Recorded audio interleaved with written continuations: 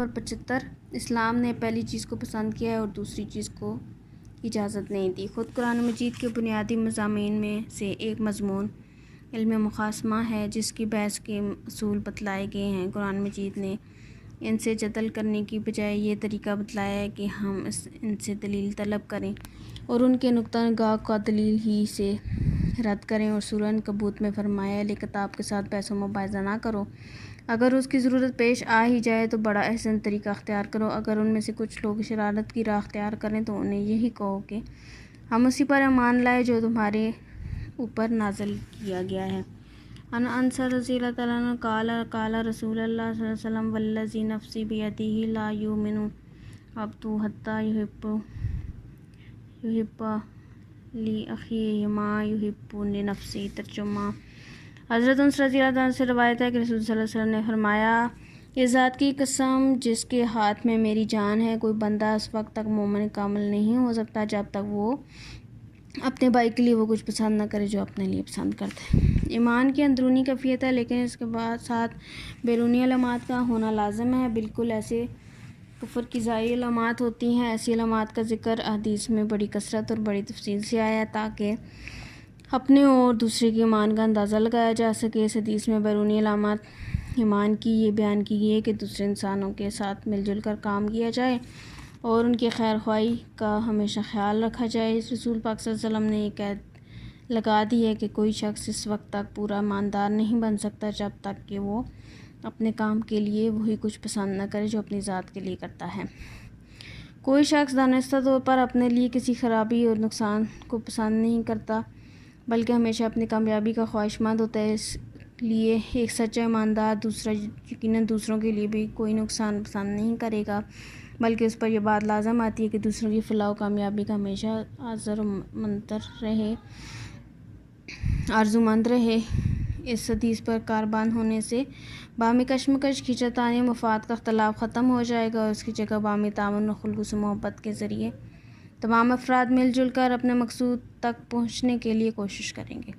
قوم کی صحیح ترقی کے لیے ضروری ہے کہ تمام لوگ ایک دوسرے کے خیر خواہ ہوں۔ ہر ایک شخص ایک دوسرے کے بہبود کے لیے اتنی کوشش کرے جتنی وہ خود اپنی ذات کے لیے کرتا ہے، کیونکہ انفرادی ترقی اجتماعی ترقی کے بغیر ممکن نہیں۔ رسول صلی اللہ علیہ وسلم نے اس ارشاد پر عمل کرنے سے وہ تمام سفلی جذبات ختم ہو جائیں گے جو اجتماعی ترقی میں نظام ہوتے ہیں، مثلاً بغض، حسد، عناد اور کینہ وغیرہ۔ اس کی بجائے اظہار، قربانی اور ہمدردی جیسے اعلیٰ جذبات ترقی پائیں گے اور ہر شخص یہ سمجھ لے گا کہ اپنی ذاتی ترقی کے لیے کوئی قدم جس قدر ضروری ہے دوسرے کے لیے بھی یقیناً اس سے اتنی ہی اہمیت ہے۔ حضور صلی اللہ علیہ وسلم کے یہ چند جامع الفاظ گویا ذاتی اور قومی ترقی کے ضامن بن گئے۔ اگر کوئی شخص ایماندار بننا چاہتا ہے تو اس پر لازم ہے کہ وہ کسی سے حسد نہ کرے، بغض اور عداوت وغیرہ نہ رکھے، بلکہ تمام بھائیوں سے محبت، ہمدردی اور رحمدلی سے پیش آئے۔ رسول صلی اللہ علیہ وسلم کے چند جامع الفاظ گویا ذاتی اور قومی ترقی کے ضامن بن گئے۔ اگر کوئی شخص ایماندار بننا چاہتا تو اس پر لازم ہے کہ کسی سے حسد نہ کرے، بغض اور عداوت وغیرہ نہ رکھے، بلکہ تمام بھائیوں سے محبت، ہمدردی اور رحمدلی سے پیش آئے۔ تمام لوگ ایک جسم کے اعضاء کی حیثیت رکھتے ہیں، انہیں چاہیے کہ وہ خود غرضی، نفس پرستی، حق تلفی کا راستہ چھوڑ کر باہمی تعاون اور مل جل کر کام کرنے کا راستہ اختیار کریں، ورنہ ایک دوسرے سے ٹکرا کر اپنا وجود ہی ختم کر بیٹھیں گے۔ جو شخص اپنی محنت سے نہ کمائے، پرائے مال پر مزے کرے، دھوکہ دہی کر کے دوسروں کا مال چھینے اور اپنا پیٹ بھرے، حاکم ہو کر انصاف نہ کرے، مالدار ہو کر کنجوس پر کمر باندھے، حرام حلال کی پرواہ نہ کرے، فحاشی اور لچپن پر اتر آئے، اسے سمجھ لینا چاہیے کہ وہ پکا بے ایمان ہے۔ حضور صلی اللہ علیہ وسلم قسم کھا کر فرماتے ہیں کہ جو اپنے بھائی کے لیے وہی نہ چاہے جو اپنے لیے چاہتا ہے، وہ یقیناً بے ایمان ہے۔ آج کل دوسروں کا گلا کاٹنے میں لگے رہتے ہیں اور سب کچھ اپنی ہی جیب میں ڈالنے والے، غریبوں کو کوری باتوں سے خوشی کرنے والے اور موقع پر بتانے والے، دوسروں کو دھکیل کر زبردستی اس کی جگہ میں گھسنے والے کون لوگ ہیں، ذرا بتائیے۔ اپنے منہ میاں مٹھو بننے سے کچھ نہیں ہوتا۔ تم میں سے کوئی شخص مومن کامل کے مقام پر فائز نہیں ہو سکتا جب تک اپنے مسلمان بھائیوں کے لیے اسی چیز کو پسند نہ کرے جسے وہ خود اپنے لیے پسند کرتا ہے۔ حضرت صلی اللہ علیہ وسلم نے اسلامی معاشرے میں توازن قائم رکھنے کے لیے بہت سے احکام ارشاد فرمائے۔ خود غرضی معاشرے کے لیے ظاہر قاتل ہے، اس لیے مومن کامل خود غرض نہیں ہوتا، دوسروں کے لیے اس چیز کو پسند کرتا ہے جو بذات خود اس کو پسند ہو، مطلب پرآری اور خود غرضی اسلامی خود کے منافی ہے۔ اس لیے رسول صلی اللہ علیہ وسلم نے مومن کامل کی نشانی یہ بتائی کہ وہ دوسروں کے لیے اسی چیز کو پسند کرتا ہے جو خود اس کو محبوب و مرغوب ہو، اور چیز اسے ناپسند ہو اسے دوسروں کے لیے بھی ناپسند کرے۔ ایمان کامل کا یہ تقاضا ہے کہ جس بات میں فائدہ ہو اس میں دوسروں کو بھی شریک کرے۔ حدیث کا خلاصہ یہ ہے کہ سچے مومن کو کشادہ دل ہونا چاہیے، فوائد و منافع خواہ دینی ہو یا دنیاوی ان کی اپنی ذات تک محدود رکھنا بخل ہے، اور مومن کے لیے بخیل ہونا مناسب نہیں۔ عن النعمان بن بشیر رضی اللہ تعالیٰ عنہ قال قال رسول اللہ صلی اللہ علیہ وسلم تری المؤمنین من الترامیم وتوتیہم وتخاطفیہم کمثل الجسد اذا اشتکی عضو تداعی لہ سائر جسدہ بالسہر والحمى۔ نمبر 77 ترجمہ نعمان بن بشیر رضی اللہ عنہ سے روایت ہے کہ رسول اللہ صلی اللہ علیہ وسلم نے فرمایا، مومنوں کہ آپس میں ایک دوسرے کے ساتھ رحم و کرم، محبت اور میل جول کی تصویر دیکھنی ہو تو وہ خود انسان کے بدن میں نظر آئے گی۔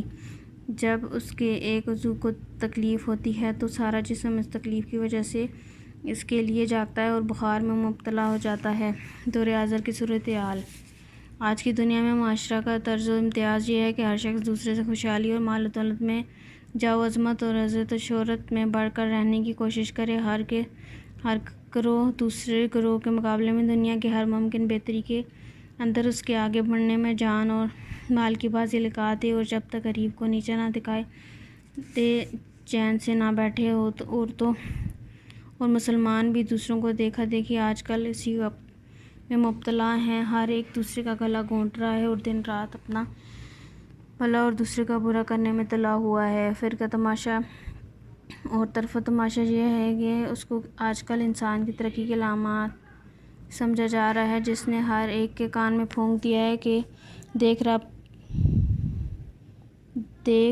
دب کر نہ رہنا، غلط اور صحیح کے خیال کو گولی مار، اپنے خیال پر اٹھ جا، دوسروں سے چھین کر مال جمع کر، فوج لشکر ہتھیار جمع کر کے انبار لگاتا کہ دوسرا زبان کیا کان تک نہ ہلا سکے، اور جب تو طاقتور ہو جائے تو پھر دوسروں سے اپنی بات منوا۔ اللہ اللہ، یہ درندگی ہے یا انسانیت؟ خیر کچھ بھی ہو مگر اسلامیت تو ہرگز نہیں، اور جب اسلامیت نہیں تو انسانیت کیا خاک ہوگی۔ اسلامی معاشرے کی مثال۔ اگر آپ کو اسلامی معاشرے کا نقشہ دیکھنا ہے تو اس حدیث پر غور کیجیے۔ رسول صلی اللہ علیہ وسلم فرماتے ہیں، جس طرح جسم کے ایک عضو کو تکلیف سے سارا جسم تڑپ اٹھتا ہے اور درد میں شریک ہوتا ہے، تو اسی طرح ایک مسلمان کی تکلیف سے ساری مسلم برادری کو تڑپ اٹھنا چاہیے اور آرام و راحت کے لیے فکر مند ہو جانا چاہیے۔ دین اسلام محبت و الفت ہے۔ دین اسلام محبت و شفقت اور اظہار ہمدردی اور امن و سلامتی کا دین ہے۔ قرآن مجید نے حضور صلی اللہ علیہ وسلم کی صحابہ کرام رضی اللہ عنہ کی تعریف ان الفاظ میں کی ہے: محمد رسول اللہ والذین معہ اشداء علی الکفار رحماء بینہم۔ حضرت محمد صلی اللہ علیہ وسلم اللہ تعالیٰ کے رسول ہیں، اور جو آپ کے ساتھ ہیں کفار پر بہت سخت مگر آپس میں بہت رحم دل ہیں۔ نمبر 78 مومنین کی خصوصیت۔ ان مومنین کی دوسری صفت جو بیان فرمائی ہے وہ باہمی محبت رکھتے ہیں اور ایک دوسرے پر بہت مہربان ہیں۔ وَيُؤْثِرُونَ عَلَى أَنفُسِهِمْ وَلَوْ كَانَ بِهِمْ خَصَاصَةٌ، اور وہ اپنی ذات پر دوسروں کو ترجیح دیتے ہیں اگرچہ وہ خود حاجت مند ہی ہوں۔ مسلمان کی اجتماعی زندگی۔ حضور کریم صلی اللہ علیہ وسلم امت مسلمہ کو ایک جسم کی طرح بیان کرتے ہیں۔ آپ صلی اللہ علیہ وسلم فرماتے ہیں، مجھ میں ایمان لانے والے میں باہم ایسی محبت و ہمدردی اور ایسا دلی لگاؤ ہونا چاہیے کہ دیکھنے والے ہر آنکھ ان کو حال میں دیکھے، اور اگر ان میں سے کسی کو مصیبت آئے تو سب اس کو اپنی مصیبت سمجھے اور سب اس کی فکر اور بے چینی میں شریک ہوں۔ مثلاً اگر آنکھ میں درد ہو تو یہ بھی نہیں ہو سکتا کہ آنکھ کو درد محسوس کرے اور باقی جسم چین کی نیند سوتا رہے، اور دانت میں درد ہو آنکھ آرام سے سوتی رہے، اور چہرہ درد محسوس کرتا رہے. جس طرح یہ ناممکن ہے، بالکل اسی طرح یہ ناممکن ہے کہ ایک مسلمان تو تکلیف میں ہو اور باقی مسلمان چین کی بانسری بجاتے رہیں. اگر دعوی ایمانی کے باوجود ایک دوسرے کے لیے جذبہ ہمدردی نہیں رکھتے تو سمجھ لینا چاہیے کہ حقیقی اور کامل ایمان کی دولت نصیب نہیں ہوئی. صفحہ نمبر 79. باب پنجم. کسب حلال. کلو، تم کھا لو، من سے طیبات، پاکیزہ چیزیں، ما رزقناہم، جو ہم نے تمہیں دیا، وال، اور لا تطغوا، نہ سرکشی کرو، فیہ، اس میں، فیحل، کہ اترے گا، علیکم، تم پر، غضبی، میرا غضب، ومن، اور جو، یحلل، اترا، علیہ، اس پر، غضبی، میرا غضب، فقد ہوا، اور وہ گرا، نیست و نابود ہوا. جو ہم نے تمہیں دیا اس میں سے پاکیزہ چیزیں کھا لو، اور اس سے سرکشی نہ کرو کہ تم پر اترے میرا غضب، اور جس پر میرا غضب اترا وہ نیست و نابود ہوا.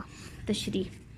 اس آیت مبارکہ میں پاکیزہ چیزوں کا استعمال کرنے کا حکم دیا ہے، اور اسلام پاکیزگی کا مذہب ہے. اس لیے اللہ تعالیٰ صرف ان چیزوں کو حلال ٹھہراتا ہے جو پاکیزہ ہوں. اس لیے یہاں پر حلال رزق استعمال کرنے کا حکم ارشاد ہوا ہے. شان نزول. حق تعالیٰ بنی اسرائیل کو نصیحت فرماتے ہیں کہ دیکھو ہم نے تم پر کیسے کیسے احسان و انعام کیے ہیں، تم کو چاہیے کہ اس کا حق ادا کرو. کیا یہ تھوڑی بات ہے کہ ایسا سخت جابر کائر دشمن کے ہاتھوں سے تم کو نجات دی، اور اس کو کیسے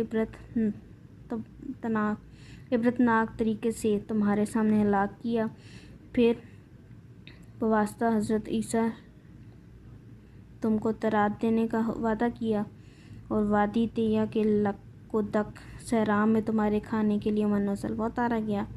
ان احسانات کا حق یہ ہے کہ اللہ تعالیٰ نے جو حلال، طیب، لذیذ اور ستھری چیزیں عنایت کی ہیں انہیں شوق سے استعمال کرو، لیکن ان معاملے میں حد سے نہ گزرو. صفحہ نمبر 80.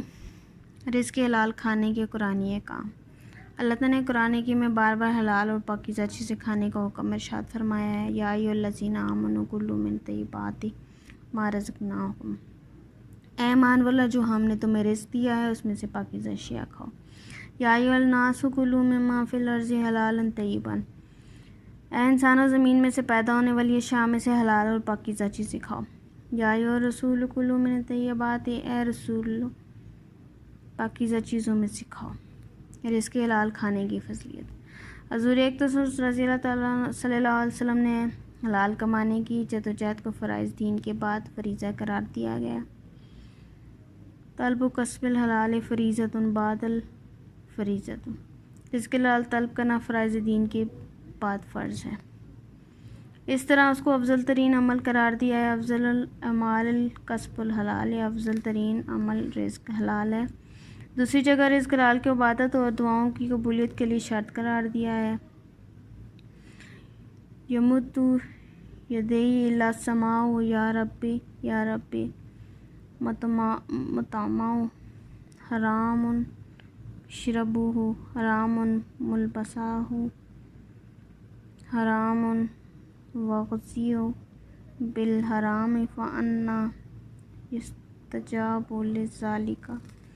یہ شخص آسمان کی طرف ہاتھ اٹھا کر دعا کرتا ہے کہ اے میرے رب، اور اس کھانا حرام کا، اس لباس حرام کا، اور اس غذا حرام سے، پس اس کی دعا کیسے قبول ہو سکتی ہے؟ سرکشی کی ممانعت. ان ترغیبات و احکامات سے رزق حلال کی اہمیت پر روشنی پڑتی ہے.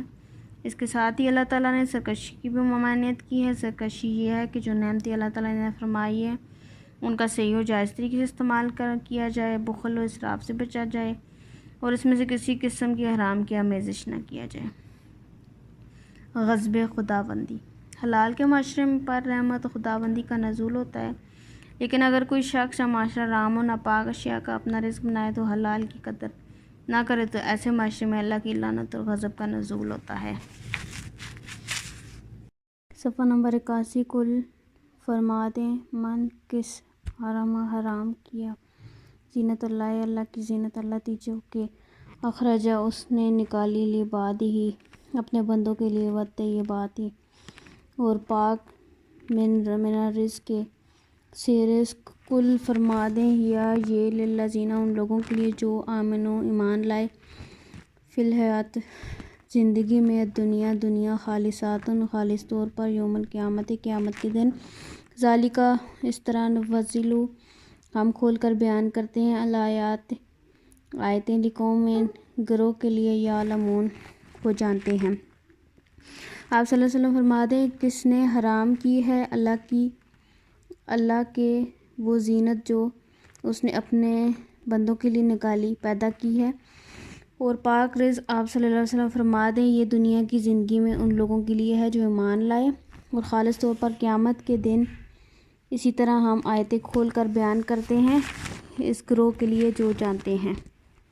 صفحہ نمبر 81 کل فرما دیں من کس حرام کیا زینت اللہ، اللہ کی زینت اللہ تیجو کے اخرجہ اس نے نکالی لی بعد ہی اپنے بندوں کے لیے وقت یہ بات ہی، اور پاک من رزق سے رزق کل فرما دیں یا یہ للذین ان لوگوں کے لیے جو آمنو ایمان لائے فی الحیات زندگی میں دنیا خالصاتن خالص طور پر یوم القیامت قیامت کے دن ذالکا اس طرح نفصلو ہم کھول کر بیان کرتے ہیں الآیات آیتیں لقوم گروہ کے لیے یعلمون وہ جانتے ہیں۔ آپ صلی اللہ علیہ وسلم فرما دیں کس نے حرام کی ہے اللہ کے وہ زینت جو اس نے اپنے بندوں کے لیے نکالی پیدا کی ہے، اور پاک رزق آپ صلی اللہ علیہ وسلم فرما دیں یہ دنیا کی زندگی میں ان لوگوں کے لیے ہے جو ایمان لائے اور خالص طور پر قیامت کے دن اسی طرح ہم آیتیں کھول کر بیان کرتے ہیں اس گروہ کے لیے جو جانتے ہیں۔ صفحہ نمبر 82 کل فرما دیں انما صرف حرام کیا ربی میرا رب الفواحش بے حیائی ماں جو ظاہر ہیں منہا ان سے وما اور جو بطنا پوشیدہ ہیں اس میں اور گناہ والبغی اور سرکشی بغیر الحق کے ناحق کو وانا اور یہ کہ تشرکو اور شریک کرو باللہ اللہ کے ساتھ ماں جو جس لم ینزل نہیں نازل کی بھی اس کو سلطانن کوئی سند وان اور یہ کہ تقولو تم کہو اللہ پر اللہ ماں جو لا تعلمون تم نہیں جانتے۔ اب سن فرما دیں میرے رب نے جو حرام قرار دیا ہے بے حیائی کو اس میں جو ظاہر ہیں اور جو پوشیدہ ہیں اور گناہ اور سرکشی ناحق کو اور یہ کہ تم اللہ کے ساتھ شریک کرو جس کی اس نے کوئی سند نہیں تاری، اور یہ کہ تم اللہ پر جو تم نہیں جانتے۔ حلال حرام کے فیصلے کرنا اللہ کا اختیار ہے۔ انسانوں میں سے کسی کا اختیار نہیں کہ وہ اپنی مرضی سے حلال و حرام کے فیصلے کرے، کیونکہ کسی چیز کو حلال یا حرام ٹھہرانا اللہ تعالیٰ کے دائرہ اختیار میں ہے، اور یہ اسی کا حق ہے کہ کسی چیز کو حلال ٹھہرائے یا حرام، کیونکہ وہی کائنات کی چیزوں کا خالق اور وہی مالک ہے۔ سب چیزیں اس کی ملکیت ہیں، کسی چیز کا مالک ہی اس پر حکم چلانے کا حق رکھتا ہے، لہذا جب ہم چیزوں کو حلال یا حرام ٹھہرانے کے فیصلے کرنے لگتے ہیں تو گویا ہم اللہ کے اختیارات میں مداخلت کرتے ہیں۔ اللہ کے حقوق و اختیارات کے دائرے میں مداخلت شرک ہے، اور اسے قرآن مجید نے افترا علی اللہ کی طرف جھوٹ منسوب کرنا کہا ہے۔ عمدہ لباس اور لذیذ کھانے سے پرہیز اسلام کی تعلیم نہیں۔ کسی چیز کو حلال یا حرام ٹھہرانا صرف اس ذات پاک کا حق ہے جس نے ان چیزوں کو پیدا کیا ہے۔ صفحہ نمبر 83 کسی دوسرے کی اس میں مداخلت جائز نہیں، اس لیے جو لوگ قابل عتاب و عذاب ہیں جو اللہ کے حلال ہوئی عمدہ پوشاک یا پاکیزہ اور لذیذ خوراک کو حرام سمجھے، وسعت ہوتے ہوئے بھی گندہ پراگندہ رہنا پر نہ اسلام کی تعلیم ہے نہ ہی کوئی پسندیدہ چیز ہے، جیسا کہ بہت سے جاہل خیال کرتے ہیں۔ صلی اللہ علیہ وسلم کا ارشاد ہے کہ جب اللہ تعالیٰ کسی بندے کو اپنی نعمت اور وسعت عطا فرما دے تو اللہ تعالیٰ اس کو پسند فرماتے ہیں کہ اس کی نعمت کا اثر اس کے لباس وغیرہ میں دیکھا جائے۔ اسی طرح کے ہزار نعمت بھی ایک قسم کا شکر ہے، اس کے بالمقابل وسعت ہوتے ہوئے پھٹے پرانے یا میلے کچیلے کپڑے استعمال کرنا ناشکری ہے، تواخر جائز نہیں۔ ہاں ضروری بات یہ ہے کہ دو چیزوں سے بچے، ایک ریا و نمود، دوسرے فخر و غرور، یعنی محض لوگوں کو دکھلانے اور اپنی بڑائی ظاہر کرنے کے لیے لباس فخر استعمال نہ کرے، اور ظاہر ہے کہ سلف صالحین ان دونوں چیزوں میں سے بری تھے، اور رسول صلی اللہ علیہ وسلم اور سلف صالحین میں حضرت عمر فاروق رضی اللہ تعالیٰ اور بعض دوسرے صحابہ سے جو عام حالات میں معمولی قسم کا لباس یا پیوند زدہ کپڑے استعمال کرنا منقول ہے، اس کی دو وجہ تھی۔ ایک تو یہ کہ اکثر جو کچھ مال عطا فقراء، مسکین اور دینی کاموں میں خرچ کر ڈالتے تھے، اس لیے باقی ہی نہ رہتا تھا جس سے عمدہ لباس اس کے آ سکے۔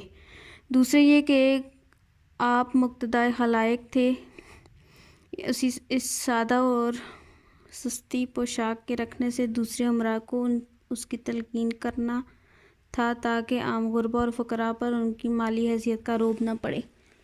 اس طرح صوفیاء کرام جو مبتدیوں کو لباس زینت اور عمدہ لذیذ کھانوں سے روکتے ہیں، ان کا منشا بھی یہ نہیں ہے کہ ان چیزوں کو دائمی طور پر ترک کرنا کوئی کار ثواب ہے، بلکہ نفس کی خواہش پر قابو پانے کے لیے ابتدائی سلوک میں ایسے مجاہدے بطور علاج و دوا کے کروائے جاتے ہیں، اور جب وہ اس درجہ پر پہنچ جائیں کہ خواہشات نفسانی پر قابو پا لیں تو اس کا نفس اس کو حرام و ناجائز کی طرف نہ کھینچ سکے، تو اس وقت تمام صوفیاء کرام سلف صالحین کی طرح عمدہ لباس اور لذیذ کھانے استعمال کرتے ہیں، اور اس طرح اس وقت یہ طیبات رزق ان کے لیے معرفت خداوندی اور درجات قرب میں رکاوٹ کے بجائے اضافہ اور تقرب کا ذریعہ بنتے ہیں۔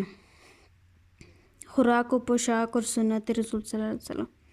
خوراک و پوشاک کے بارے میں خلاصہ سنت رسول صلی اللہ علیہ وسلم اور جماعت صحابہ رضی تابعین کا یہ ہے کہ ان چیزوں میں تکلف نہ کرے، جیسی پوشاک و خوراک بآسانی میسر ہو اس کو شکر کے ساتھ استعمال کرے، موٹا کپڑا، خشک غذا ملے تو یہ تکلف نہ کرے کہ کسی نہ کسی طرح اچھی ہی خاص حاصل کرے، خواہ قرض لینا پڑے یا اس کی فکر میں اپنے آپ کو کسی دوسری مشکل میں مبتلا کرنے کی نوبت آئے۔ صفحہ نمبر 84۔ اسی طرح عمدہ نفیس لباس یا لذیذ کھانا میسر آئے تو یہ تکلف نہ کرے کہ اس کو جان بوجھ کر خراب کر لے یا اس کے استعمال سے پرہیز کرے۔ جس طرح بڑھیا لباس اور غذا کی جس کو تکلف ہے، اسی طرح بڑھیا کو خراب کرنا یا اس کو چھوڑ کر گھٹیا استعمال کرنا بھی تکلف و مذموم ہے۔ دینی بھی نعمتیں سب کے لیے ہیں۔ آیت کے اگلے جملہ میں اس کی خاص حکمت یہ بتلائی گئی ہے کہ دنیا کی تمام نعمتیں، نفیس اور عمدہ لباس، پاکیزہ اور لذیذ غذائیں دراصل اطاعت شعار مومنین ہی کے لیے پیدا کی گئی ہیں، دوسرے لوگ اس کی تفصیل میں کھا پی رہے ہیں کیونکہ یہ دنیا دارالعمل ہے، دارالجزا نہیں۔ یہی کھڑے کھوٹے اور اچھے برے کا امتیاز دنیا کی نعمتوں میں نہیں کیا جا سکتا، بلکہ رحمان کی دنیا کی نعمتوں کا یہ دسترخوان عام یہاں سب کے لیے یکساں کھلا ہوا ہے، بلکہ دنیا میں یہ عطاۃ اللہ یہ ہے کہ اگر مومن و فرمانبردار بندوں سے اطاعت شرعی میں کچھ کمی ہو جاتی ہے تو دوسرے لوگ اس پر غالب آ کر دنیوی نعمتوں کے خزائن پر قابو ہو جاتے ہیں اور یہ فکر و فاقہ میں مبتلا ہو جاتے ہیں۔ آخرت کی نعمتیں صرف مومنین کے لیے ہیں، مگر یہ قانون صرف اسی دارالعمل کے اندر ہے کہ آخرت میں ساری نعمتیں اور راحتیں صرف اللہ تعالیٰ کے فرمانبردار اطاعت شعار بندوں کے لیے مخصوص ہوں گی۔ یہی معنی ہے کہ آیت کے اس جملہ کے آپ کہہ دیجئے کہ دنیا کی سب نعمتیں حیات دنیا میں بھی دراصل مومنین ہی کا حق ہیں اور قیامت کے دن تو خالص انہی کے لیے مخصوص ہوں گی۔ دینی بھی انعام کا تصور۔ حضرت عبداللہ بن عباس رضی اللہ تعالیٰ عنہ فرماتے ہیں کہ دنیا کی ساری نعمتیں اور راحتیں اس خاص کیفیت کے ساتھ کہ وہ آخرت میں بال و جان نہ بنے صرف فرمانبردار مومنین کا حصہ ہے، بخلاف کفار و فجار کے گو کہ دنیا میں نعمتیں ان کو ہی ملتی ہیں بلکہ زیادہ ملتی ہیں، مگر ان کی یہ نعمتیں آخرت میں وبال جان اور عذاب دائمی بننے والی ہیں، اس لیے نتیجہ کے اعتبار سے ان کے لیے یہ کوئی عزت و راحت کی چیز نہ ہوئی۔ اس آیت میں لوگوں کے غلو اور ان جاہلانہ خیالات کی تردید تھی کہ اچھا لباس اور اچھا کھانا ترک کرنے سے اللہ تعالیٰ راضی ہوتے ہیں۔ حرام اشیاء و افعال۔ دوسری آیت میں کچھ ان چیزوں کا بیان ہے کہ جس کو اللہ تعالیٰ نے حرام قرار دیا، اور یہ حقیقت ہے کہ ان کو ترک کرنے ہی سے خدا تعالیٰ کی رضا حاصل ہوتی ہے، اور اشارہ اس بات کی طرف ہے کہ یہ لوگ دوہری جہالت میں مبتلا ہیں۔ ایک طرف تو اللہ تعالیٰ کی حلال کی ہوئی عمدہ اور نفیس چیزوں کو اپنے اوپر بلا وجہ حرام کر کے ان نعمتوں سے محروم ہو گئے۔ صفحہ نمبر 85۔ اور دوسری طرف جو چیزیں حقیقتاً حرام تھی اور جن کے استعمال سے اللہ تعالیٰ کا غضب اور آخرت کا عذاب آنے والا ہے، ان کے استعمال میں مبتلا ہو کے آخرت کا وبال خرید لیا، اور اس طرح دنیا آخرت دونوں جگہ نعمتوں سے محروم ہو کر خسران دنیا و آخرت کا مورد بن گئے۔ اور ارشاد فرمایا کہ جن چیزوں کو تم نے خام خواہ حرام ٹھہرا لیا وہ تو حرام نہیں، مگر اللہ تعالیٰ نے تمام بے حیائی کے کاموں کو حرام کیا، اور خواہ وہ کھلے ہوئے ہوں یا چھپے ہوئے، اور ہر گناہ کے کام کو، اور ناحق کسی پر ظلم کرنے کو، اور اللہ تعالیٰ کے ساتھ بلا دلیل کسی کو شریک ٹھہرانے کو، اور اس بات کو کہ اللہ تعالیٰ کے ذمہ ایسی بات لگا دو جس کی تم سند نہ رکھو۔ اسم اور بغی کا مفہوم۔ اس تصویر میں لفظ اسم کے تحت وہ تمام گناہ آگے ہیں جن کا تعلق انسان کی اپنی ذات سے ہے، اور بغی میں وہ گناہ جن کا تعلق دوسروں کے معاملات اور حقوق سے، اور شرک اور افتراء علی اللہ یہ عقیدہ کا گناہ عظیم ظاہر ہی ہے۔ اس خاص تفصیل کا ذکر اس لیے بھی کیا گیا کہ اس میں تقریباً ہر طرح کے محرمات اور گناہ پوری طور پر آگے، خواہ عقیدہ کے گناہ ہوں یا عمل کے، یا پھر ذاتی عمل کے گناہ ہوں یا لوگوں کے حقوق، اور اس لیے بھی کہ اہل جاہلیت نے ان سب جرائم اور محرمات میں مبتلا تھے۔ اسی طرح ان کی دوسری جہالت کو کھولا گیا کہ حلال چیزوں سے پرہیز کرتے اور حرام کے استعمال سے نہیں جھکتے، اور دین کے غلو اور بدعات کا یہ لازمی نتیجہ ہے کہ جو اشخاص ان چیزوں میں مبتلا ہوتے ہیں وہ دین کے اصل اور اہم ضروریات سے غافل ہو جاتے ہیں۔ اس لیے غلو فی الدین اور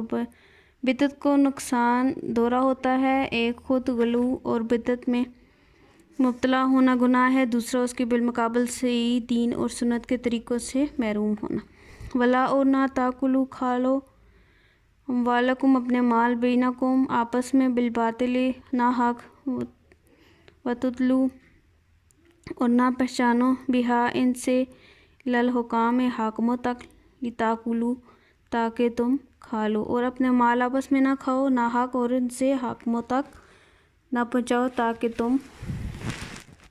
صفحہ نمبر 86۔ فریقاً کوئی حصہ من سے اموال مال الناس لوگ بالاسم گناہ سے، اور تم تعلمون جانتے ہو۔ تدبیر منزل کا قانون۔ تدبیر منزل میں صرف ایک گھر کی اصلاح پیش نظر ہوتی ہے، لیکن انسان کبھی اکیلا نہیں رہ سکتا۔ وہ فکرۃ المدنی البتی پیدا کیا گیا ہے، مل کر رہنا اس کا طبعی تقاضا ہے۔ جب چند آدمی مل کر رہیں گے تو اس طرح ایک دوسرے کی ضروریات میں مدد دیں گے، آپس میں مبادلہ اشیاء کریں گے۔ اس لیے ضرورت محسوس ہوئی ہے کہ معاملات باہمی اور لین دین کے متعلق ایک قاعدہ کلیہ بیان کر دیا گیا جائے، اور دوسرے زندگی کے ہر شعبہ میں دلیل راہ و مشعل ہدایت کا کام دے سکے۔ قانون بنانے کے مقاصد۔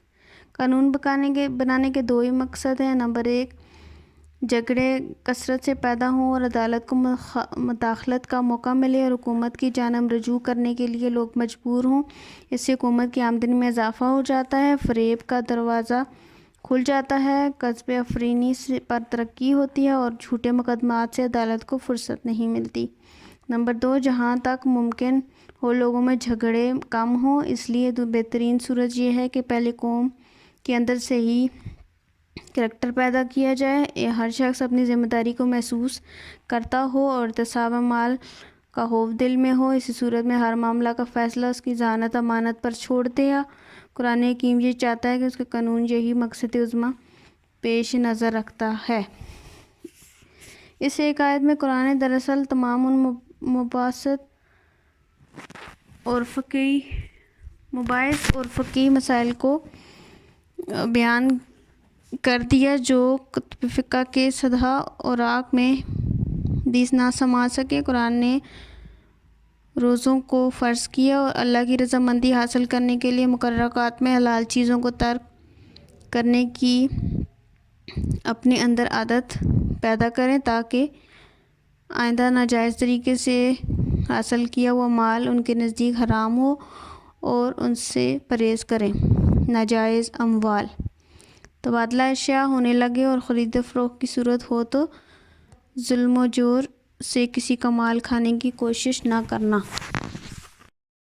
صفحہ نمبر 87۔ اکل المال اور بالباطل کی کئی صورتیں ہو سکتی ہیں: لوٹ مار کر کے وصول کرنا، قمار بازی، گانے بجانے کی اجرت، شراب کی قیمت اور کھیل کود سے روپیہ حاصل کرنا، رشوت لینا، جھوٹی گواہی دینا، امانت میں خیانت کرنا۔ اسی قسم کی صورتیں بیان کی جا سکتی ہیں۔ حضرت ام سلمہ رضی اللہ عنہ کہتی ہیں کہ ایک مرتبہ آپ صلی اللہ علیہ وسلم نے اپنا حجرہ کے دروازے کے قریب لوگوں کو جھگڑتے سنا تو آپ صلی اللہ علیہ وسلم باہر تشریف لائے اور فرمایا، میرے پاس مقدمہ آتا ہے، مدعی اپنے چرب زبانی سے دعویٰ ثابت کر دیتا ہے حالانکہ حق دوسری جانب ہوتا ہے۔ میں شہادت کے مطابق ان کے حق میں فیصلہ کر دیتا ہوں، لیکن اس شخص کو سمجھ لینا چاہیے کہ ایک مسلمان کا مال ناجائز طریقے سے لینا آگ کو لینا ہے۔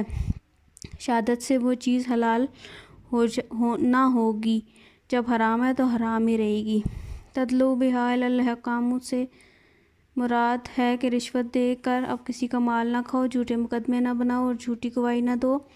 اس کے علاوہ وہ تمام طریقے جس سے حکومت کے تعاون یا مداخلت سے عوامی رقوم ذاتی اکاؤنٹس میں منتقل کر دی جاتی ہیں، چاہے وہ رشوت کے ذریعے سے ہو، مقدمہ بازی سے ہو یا سیاسی خاندان اثر و رسوخ کے ذریعے ہو۔ اس طرح حکومت کی ضمانت سے قرضے وصول کر کے اس کو معاف کروا لینا بھی اسی میں شامل ہے۔ ترجمہ نعمان بن بشیر رضی اللہ عنہ سے روایت ہے، فرماتے ہیں کہ رسول صلی اللہ علیہ وسلم نے فرمایا، بے شک حلال واضح ہے اور حرام بھی واضح ہے اور ان دونوں کے درمیان بعض اشیاء مشتبہ اور مشکوک ہیں جن کو بہت سارے لوگ نہیں جانتے۔ بس جس شخص نے اپنے آپ کو مشتبہات سے بچا لیا اس نے اپنے دین اور عزت کو بچا لیا، اور جو آدمی مشتبہ چیزوں میں پڑ گیا تو وہ حرام میں پڑ گیا۔ جیسے ایک چرواہا سرکاری چرگاہ کے ارد گرد یا قریب اپنے جانور چرائے تو عین ممکن ہے کہ اس کے جانور سرکاری چراگاہ میں داخل ہوں۔ سن رکھو، ہر بادشاہ کی ایک چراگاہ ہوتی ہے اور یاد رکھو اللہ کی چراگاہ کے مرامات میں ہیں۔ سن رکھو کہ انسانی جسم کے اندر گوشت کا ایک ٹکڑا ہے، اگر وہ درست رہتا ہے تو سارا جسم درست رہتا ہے، اگر وہ خراب ہو جاتا ہے تو سارا جسم خراب ہو جاتا ہے۔ یاد رکھو کہ وہ گوشت کا ٹکڑا قلب ہے۔ تشریح: اسلام دین فطرت ہے، اس میں حلال اور حرام کے واضح اور مکمل احکامات موجود ہیں، کسی چیز کو مبہم صفحہ نمبر 88 نہیں چھوڑا گیا ہے، اس لیے شریعت نے حلال کو اختیار کرنے کا حکم دیا ہے اور حرام سے بچنے کی تلقین کی ہے۔ کبھی کبھی انسان کو کسی چیز میں شک ہوتا ہے تو اس کے دلائل میں اس کو اشتباہ لگ جاتا ہے کہ اس صورت میں صاف اور واضح راستہ جو تقویٰ پر مبنی ہے کہ انسان ان مشکوک اشیاء و امور کو ترک کر دے، کیونکہ اس چیز کے حلال اور حرام ہونے کی دونوں امکانات موجود ہے۔ حضور اکرم صلی اللہ علیہ وسلم نے اس کو ایک مثال سے واضح فرمایا ہے کہ ایک چرواہا ممنوعہ سرکاری اراضی کے قریب بکریاں چرا رہا ہے۔ عین ممکن ہے کہ کوئی بکری سرکاری حدود میں گھس جائے اور چرواہا سرکاری اراضی میں بکریاں چرانے کا مجرم قرار دیا جائے۔ اس لیے عقل و شعور کا تقاضا یہ ہے کہ اپنی بکریاں ایسی جگہ چرائیں جہاں پر کسی قسم کی ممانعت نہیں، کسی جرم میں پڑنے کا بھی اندیشہ نہیں ہے۔ اس طرح اللہ تعالیٰ نے انسان کے لیے کچھ حدود رکھے ہیں جس کے اندر رہ کر اپنی زندگی بسر کرے۔ کچھ امور ایسے ہیں جو بالکل ناجائز اور فطرت کے عین مطابق ہیں۔ اس سے انسان کی جان و مال، عزت و آبرو اور اخلاق پر کوئی اثر نہیں پڑتا، نہ ہی وہ دوسرے انسانوں کے لیے مضر ہے، جبکہ کچھ امور فطر انسانی کے خلاف ہیں اور انسانوں کی جان و مال کے لیے نقصان دہ ہیں۔ انسان کو فطری اور جائز امور کے حدود میں ہی رہنا چاہیے، مشتبہ حدود میں نہیں آنا چاہیے۔ انسانی مال کا صدر ارادہ اور نیت پر ہوتا ہے۔ ایک اچھا انسان وہ ہے جو اچھا ارادہ رکھ کے نیک امور پر سر انجام دے۔ برا انسان وہ ہے جس کی نیت میں کھوٹ ہو اور برائی کا عزم کر کے برائی کی طرف راغب ہو۔ ارادے اور نیت کا مرکز دل ہے، اس لیے اسلام نے دل کی درستگی پر بہت زور دیا ہے۔ جس طرح انسانی جسم میں اگر دل کا کام چھوڑ دے تو پورا بدن بیکار ہو جاتا ہے، اسی طرح اگر اس کا قلب سلیم نہ رہے تو انسان اپنی دنیا عاقبت سے ہاتھ دھو بیٹھتا ہے۔ اس لیے حضور اکرم صلی اللہ علیہ وسلم نے امت مسلمہ کو کلمہ سلیم مانگنے کی تلقین کی ہے۔ اللہم انی اسألک القلب سلیما، اے اللہ تعالیٰ میں تجھ سے قلب سلیم مانگتا ہوں۔ اسی طرح حضور اکرم صلی اللہ علیہ وسلم نے اعمال کا دار و مدار نیت اور ارادہ کی درستگی کو قرار دیا جو قلب کی صفت ہے۔ انما الاعمال بالنیات، اعمال کا دار و مدار نیتوں کی درستگی پر ہے۔ نواسی ترجمہ ابو ہریرہ رضی اللہ عنہ سے روایت ہے کہ رسول صلی اللہ علیہ وسلم نے فرمایا، اللہ تعالیٰ اللہ پاک ہے اور صرف پاک اور صاف ستھری چیزوں کو قبول کرتا ہے، اور اللہ نے حرام و حلال کے بارے میں مومنوں کو وہ احکام دیے ہیں جو اس کے انبیاء کو دیے ہیں۔ اللہ تعالیٰ نے فرمایا، رسولو کھاؤ پاک صاف ستھری چیزوں میں سے اور اس نے اعمال کا مظاہرہ کرو۔ اللہ نے فرمایا، اے ایمان والو کھاؤ ان پاک چیزوں میں سے جو کہ آپ کے لیے پیدا کی ہیں۔ پھر آپ صلی اللہ علیہ وسلم نے ایک ایسے آدمی کا ذکر کیا جس نے طویل سفر طے کیا، اس کے بال پریشان، گرد و غبار میں لت پت، اپنے ہاتھ آسمان کی طرف اٹھائے ہوئے وہ دعا مانگتے ہوئے کہتا ہے، اے میرے رب، جب اس کا کھانا حرام تھا، پینا حرام تھا، لباس حرام تھا، جس طرح حرام نشوونما پایا ہوا، اس کی دعا کیسے قبول کی جا سکے گی۔ تشریح: اس حدیث پاک میں حلال کھانے کی ترغیب دی گئی اور حرام کے نقصانات کا ذکر فرمایا۔ قرآن حدیث میں رزق حلال کمانے اور کھانے کو بڑی اہمیت دی ہے۔ اس زمن میں قرآن حکیم میں ارشاد ہے، یا ایھا الناس کلوا مما فی الارض حلالا طیبا، اے لوگو زمین سے حلال اور پاکیزہ رزق کھاؤ، یا ایھا الرسول کلوا من الطیبات واعملوا صالحا، اے رسولو پاکیزہ چیزوں میں سے کھاؤ اور نیک عمل کرو۔ یا ایھا الذین آمنوا کلوا من الطیبات ورزقناکم واشکروا للہ ان کنتم ایاہ تعبدون، اے ایمان والو جو پاکیزہ چیزیں ہیں تو ہم نے تمہیں دی ہیں وہی کھاؤ، اگر تم ان کی عبادت کا دم بھرتے ہو تو صرف اسی کا شکر ادا کرو۔ اسی طرح تمام حرام اشیاء اور حرام کمائی کے ذرائع سے منع فرمایا، اس لیے سخت وعیدین ارشاد فرمائی ہے، وَلَا تَأْكُلُوا أَمْوَالَكُمْ بَيْنَكُمْ بِالْبَاطِلِ وَتُدِلُّوا بِهَا إِلَّا حَقَّامِ تَأْكُلُوا فَرِيقًا مِنَ الْأَمْوَالِ النَّاسِ بِالْإِثْمِ وَأَنْتُمْ تَعْلَمُونَ، اور آپس میں ایک دوسرے کا مال ناحق مت کھاؤ اور انہیں حکموں تک نہ پہنچاؤ تاکہ لوگوں کے مال میں سے اس کا حصہ کھا جاؤ حالانکہ تم جانتے ہو۔ وَأَحَلَّ اللَّهُ الْبَيْعَ وَحَرَّمَ الرِّبَا۔ 99 اور اللہ تعالیٰ نے تجارت کو حلال اور سود کو حرام کیا ہے۔ اسی طرح حدیث پاک میں ارشاد ہے، لعنت اللہ علی الراشی والمرتشی، رشوت دینے والا اور لینے والا، اللہ تعالیٰ کی لعنت ہے۔ دوسری حدیث میں، الراشی والمرتشی کلاہما فی النار، رشوت لینے والا اور رشوت دینے والا دونوں جہنمی ہیں۔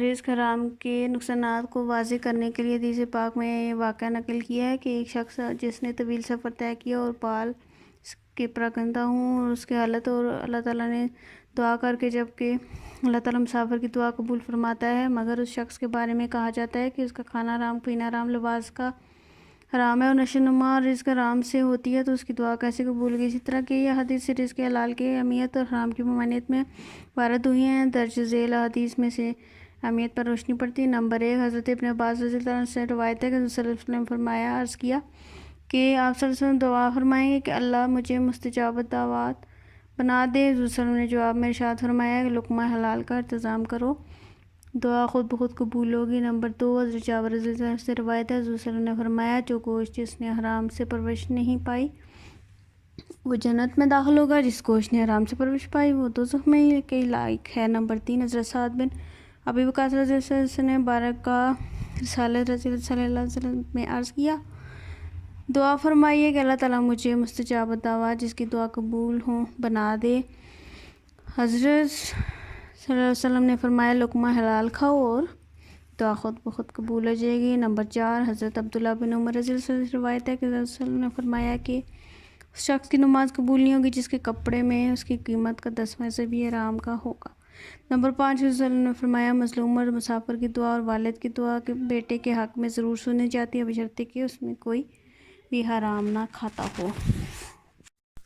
عزیز طلبہ، یہ آڈیو ریکارڈنگ آپ کے لیے ہیومینیٹیرین ڈیولپمنٹ آرگنائزیشن ایبٹ آباد کے ذریعے اہتمام کی گئی۔ ہیومینیٹیرین ڈیولپمنٹ آرگنائزیشن ایبٹ آباد 2011 سے اپنی مدد آپ کے تحت صحت، تعلیم اور معاشی خود مختاری کے شعبوں میں بہتری کے لیے کوشاں ہے۔ ادارہ نے نہ صرف خیبر پختونخوا بلکہ ملک بھر کے نابینا طلباء کی تعلیمی مشکلات اور رکاوٹوں کو دور کرنے کے لیے ایف اے تا ماسٹرز لیول کی نصابی کتب اور کورسز، جن میں علامہ اقبال اوپن یونیورسٹی کے کورسز بھی شامل ہیں، کو آڈیو ریکارڈنگ میں منتقل کرنے کا اہتمام کیا ہے تاکہ نابینا طلباء اعلیٰ تعلیم تک رسائی حاصل کر کے ملک و قوم کی ترقی اور خوشحالی میں اپنا بھرپور کردار ادا کر سکیں۔ یہ تمام آڈیو ریکارڈنگز نابینا طلباء کو بالکل مفت فراہم کی جا رہی ہیں۔ نابینا طلباء کے علاوہ دیگر طلباء بھی اس تعلیمی سہولت سے استفادہ کر سکتے ہیں۔ ہیومینیٹیرین ڈیولپمنٹ آرگنائزیشن ایبٹ آباد، ای میل HDOATD@gmail.com، ویب سائٹ HDORG.net، رابطہ نمبر 03459541 یعنی 0345 95 41 838۔ صفحہ نمبر 91، باب ششم، حقوق العباد، الف جان کا تحفظ، من سے اجلی وجہ ذالی کا اس کتبنا، ہم نے لکھ دیا حلا پر بنی اسرائیل انہو کہ جس من قتلہ کوئی قتل کرے، نفسن کوئی جان، بغیر نفس کسی جان کے بغیر، او فساد کرنا فی الارض زمین میں، فقا انما تو گویا قتلہ اس نے قتل کیا، انسان لوگ، جمیعاً تمام، ومن اور جو جس احیاہا اس کو زندہ رکھا، فقا انما تو گویا احیا اس نے زندہ رکھا، الناس لوگ، جمیعاً تمام، و اور لقد جات ہوں ان کے پاس آ چکے۔ اس وجہ سے ہم نے بنی اسرائیل پر لکھ دیا کہ جس نے کسی ایک جان کے بدلے کے بغیر یا ملک میں فساد کرنے کے بغیر قتل کیا تو گویا اس نے قتل کیا تمام لوگوں کو، اور جس نے کسی ایک کو زندہ کیا بچا لیا تو گویا اس نے تمام لوگوں کو زندہ بچا لیا اور اس کے پاس آ چکے۔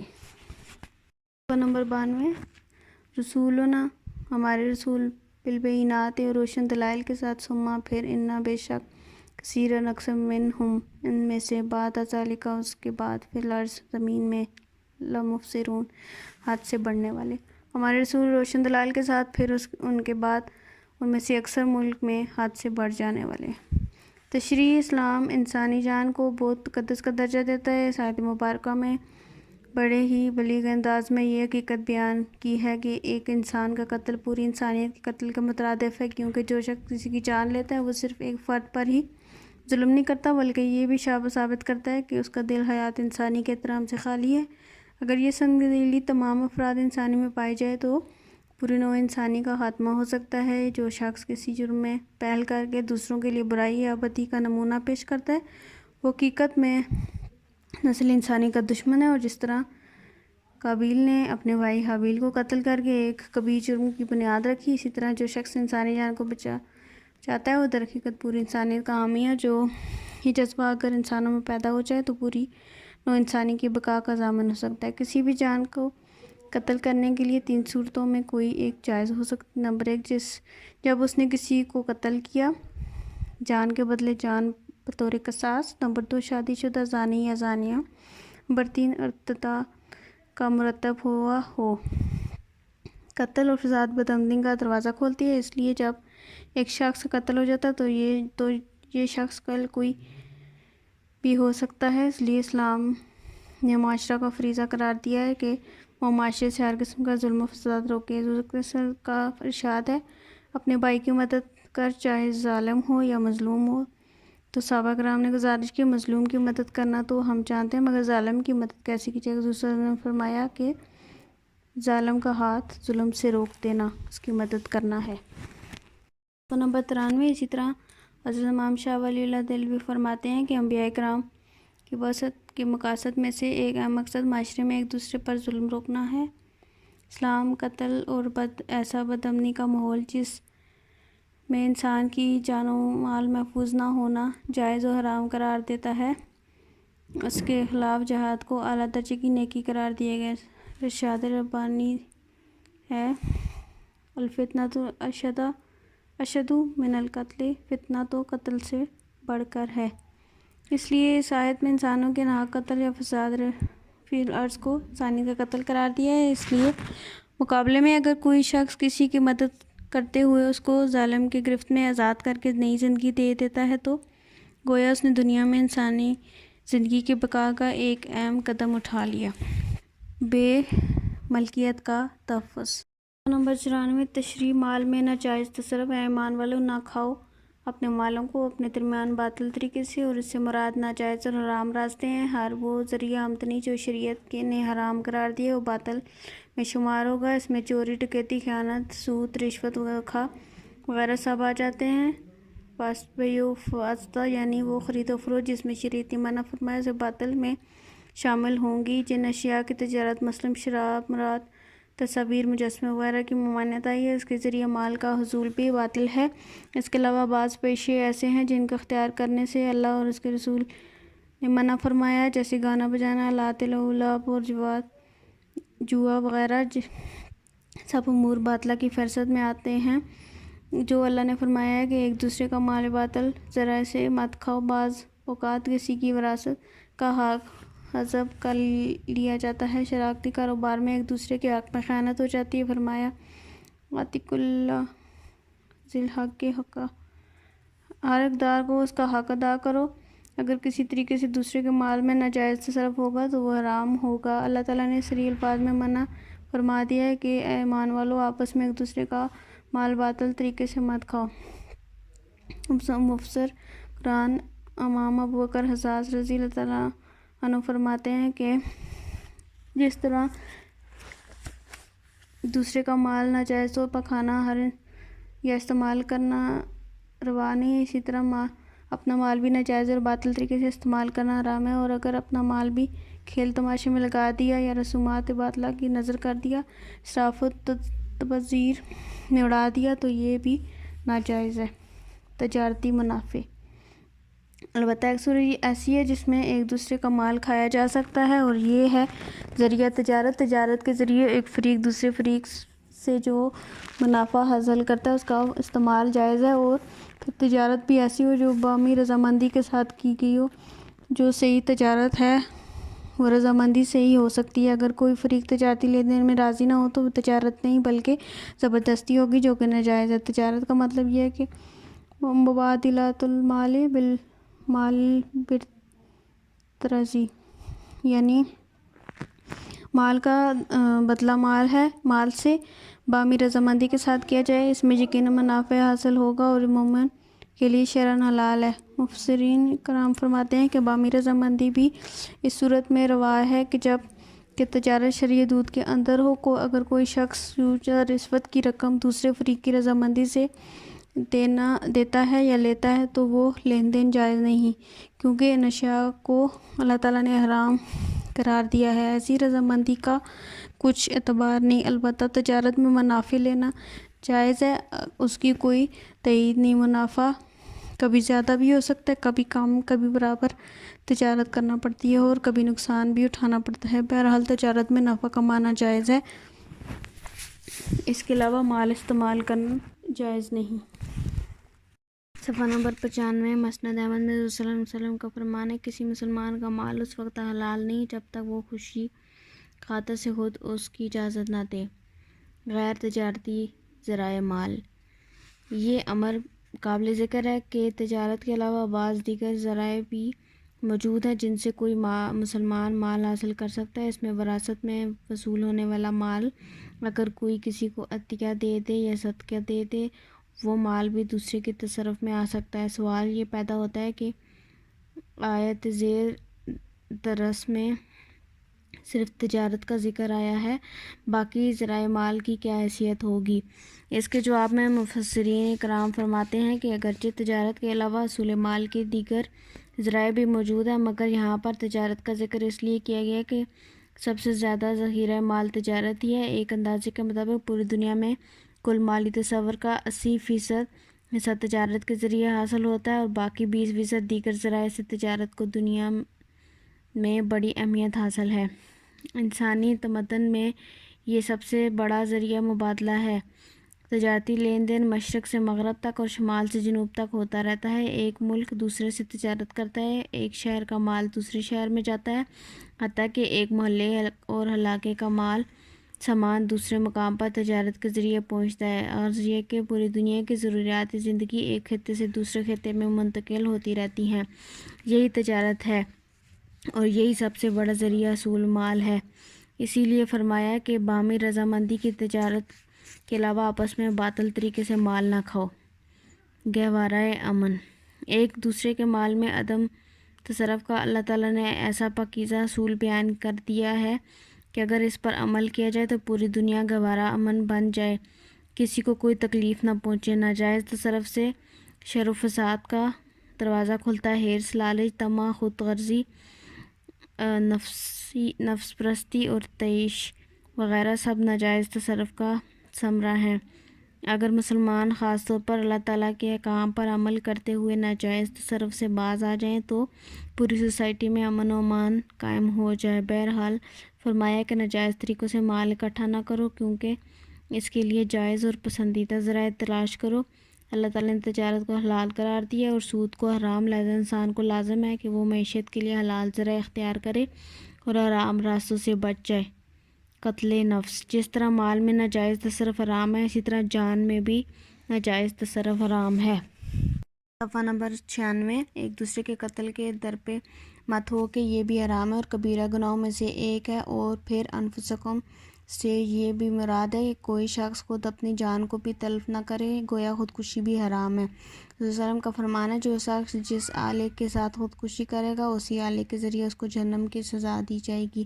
اگر کسی نے چھری یا دیگر تیز دھار آلے سے اپنے آپ کو ہلاک کیا تو دوزخ میں اس کی ہلاک ہوتا رہے گا۔ اگر زہر کھایا ہے تو وہی زہر اس کو کھانے کو ملے گا۔ اگر کوئی شخص اونچے مینار یا دیوار کی چھلانگ لگا کر خودکشی کا مرتب ہوتا ہے تو دوزخ میں اسی جگہ اونچی جگہ سے گرایا جائے گا۔ غرض یہ کہ وہاں پر جزا جنس عمل سے ملے گی۔ مقصد یہ ہے کہ خودکشی بھی حرام ہے اور کسی دوسرے آدمی کی جان لینا بھی قطعی حرام ہے۔ اگر کسی قدر افسوس کا مقام ہے، اہل اسلام کو بھی مال و جان میں تصرف کی پرواہ نہیں کرتے۔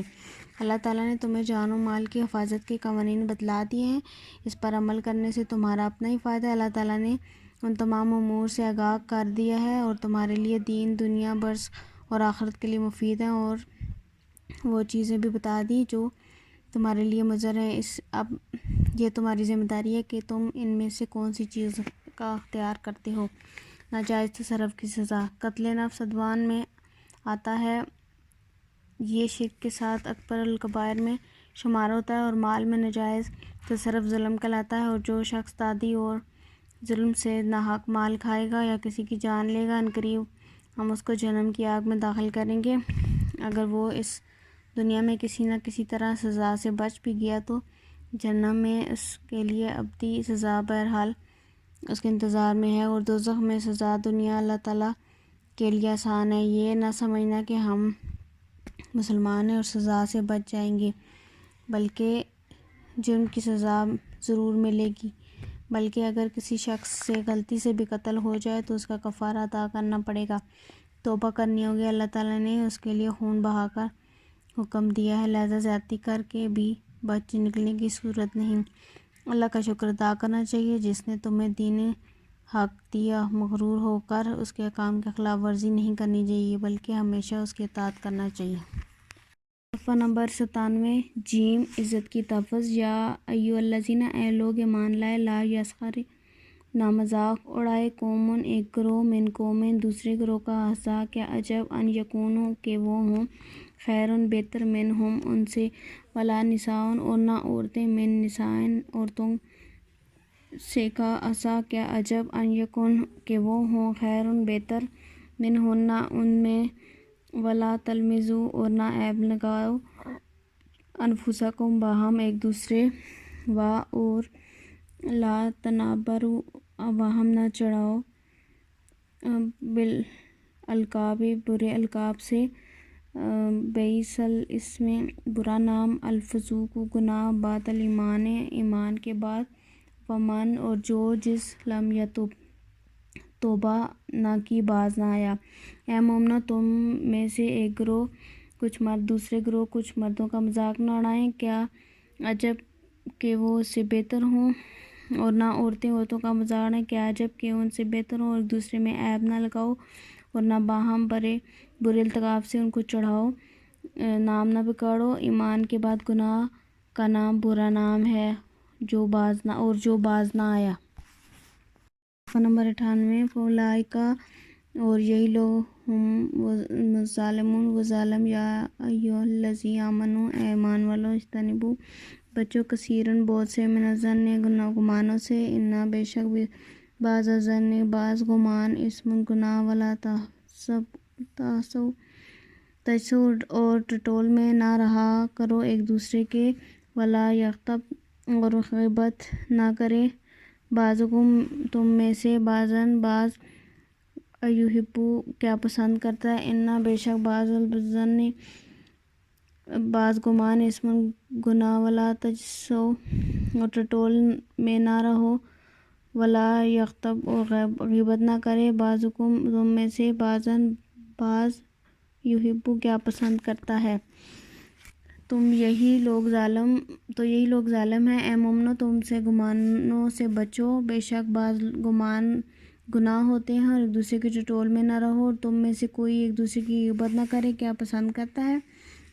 بے شک بعض گمان گناہ ہوتے ہیں، اور ایک دوسرے کے ٹٹول میں نہ رہا کرو، اور تم میں سے ایک دوسرے کی غیبت نہ کرے، کیا پسند کرتا ہے۔ تم میں سے کوئی کہ وہ ایک مردہ بھائی کا گوشت کھائے، اور تم میں سے گن کرو گے اور اللہ سے ڈرو گے، بے شک اللہ توبہ قبول کرنے والا ہے۔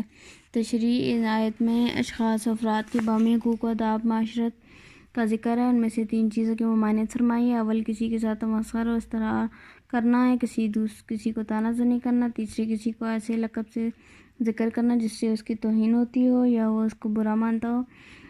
تمسخر کی تعریف: کسی شخص کی تحقیر و توہین کے لیے اس کی کسی عیب کو اس کی طرح ذکر کرنا جس سے لوگ ہنسنے لگیں، اور اس کا سخریہ مستقر استہزاء کہا جاتا ہے، اور یہ جیسے زبان سے ہوتا ہے ایسے ہی ہاتھ پاؤں وغیرہ سے کسی نقل اتارنے یا اشارہ کرنے سے ہوتا ہے۔ اس طرح بھی ان کا کلام سن کر بطور تحقیق کی ہنسی اڑائی جائے۔ اور بعض حضرات نے فرمایا، سخر یا تمسخر کسی شخص کے ساتھ اس کا اس طرح ذکر کرنا ہے کہ اس سے لوگ ہنس پڑیں، اور یہ سب ہر چیزیں حرام ہیں۔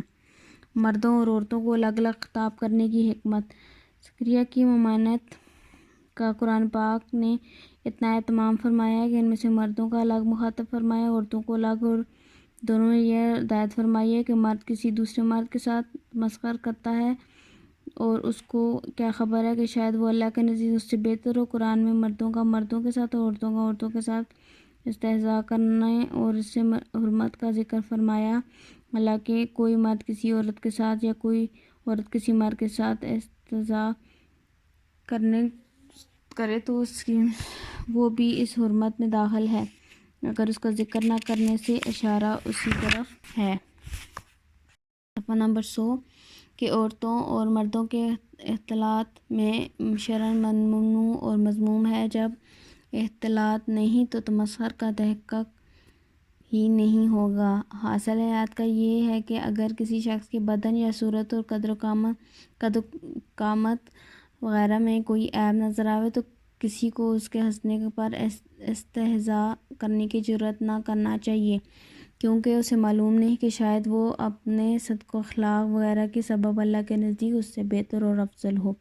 ظاہر اور باطن: حضرت ابو ہریرہ رضی اللہ عنہ سے روایت ہے کہ رسول صلی اللہ علیہ وسلم نے فرمایا، اللہ تعالیٰ مسلمانوں کی صورتوں اور ان کے مال و دولت پر نظر نہیں فرماتا بلکہ ان کے قلوب اور اعمال کو دیکھتا ہے۔ اس حدیث سے یہ ضابطہ ہے اور اصل یہ معلوم ہوئی کہ کسی شخص کے معاملہ میں اس کی ظاہری حال کو دیکھ کر کوئی قطعی حکم لگا دینا درست نہیں، کیونکہ ہو سکتا ہے جس شخص کی ظاہری اعمال و افعال کو ہم بہت اچھا سمجھ رہے ہیں، اللہ تعالیٰ جو اس کی باطنی حالات اور قلبی کیفیات کو جانتا ہے اور اس کے نزدیک مذموم ہو، اور جو جس شخص کی ظاہری حال اور اعمال برے ہیں، ہو سکتا ہے اس کی باطنی حالت اور قلبی کیفیات اس کے اعمال بدکار کفارہ بن جائیں۔ اس کے لیے جس شخص کو بری حالت یا برے اعمال میں مبتلا دیکھو تو اس کی حالت کو تو برا سمجھو، مگر اس شخص کو حقیر و ذلیل سمجھنے کی اجازت نہیں۔ لمز کا مفہوم۔ دوسری چیز جس کی ممانعت اس آیت میں کی گئی ہے وہ لمز ہے۔ لمز کے معنی کسی میں عیب نکالنے اور عیب ظاہر کرنے یا حکم یا عیب میں طعنہ زنی کرنا۔ انفسکم کی حکومت۔ لا تلمزوا انفسکم، تم اپنے عیب نہ نکالو۔ یہ ارشاد ایسا ہے کہ جیسے قرآن کریم میں لا تقتلوا انفسکم، جس کے معنی یہ ہیں کہ تم اپنے آپ کو قتل نہ کرو، دوسری جگہ اپنے آپ کو قتل کرنے یا اپنے عیب نکالنے سے مراد ہے تم آپس میں ایک دوسرے کو قتل نہ کرو، ایک دوسرے کو طعنہ نہ دو۔ اور اس عنوان سے تعبیر کرنے میں حکمت یہ بتلایا کہ کسی دوسرے کو قتل کرنا ایک حیثیت سے اپنے آپ کو قتل کرنا ہے، کیونکہ اکثر تو ایسا واقعہ یہ ہو جاتا ہے کہ ایک نے دوسرے کو قتل کیا، دوسرے کی حمایتی لوگوں نے اس کو قتل کر دیا۔ اگر یہ بھی نہ ہوا تو اصل یہ بات ہے مسلمان سب بھائی بھائی ہیں، اپنے بھائی کو قتل کرنا گویا اپنے آپ کو قتل کرنا ہے۔ بے دست و پا بنانا، یعنی یہی معنی یہاں لا تلمزوا انفسکم میں ہے کہ تم جو دوسروں کے عیب نکالو تو طعنہ دو، تو یہ یاد رکھو کہ عیب سے تو کوئی انسان عادتاً خالی نہیں ہوتا۔ تم اس کے عیب نکالو گے تو وہ تمہارے عیب نکالے گا، اور تم میں بھی کچھ عیوب ہیں اور لوگوں کی آنکھیں ہیں جو ان کو دیکھتی ہیں۔ تم کسی سے عیب نکالو گے تو طعنہ زنی کرو گے تو تم پر یہی عمل کریں گے، اور بالفرض اگر اس نے صبر بھی کیا تو بات وہی ہے کہ اپنے ایک بھائی کی بدنامی اور تذلیل پر غور کریں تو اپنی ہی تذلیل و تحقیر ہے۔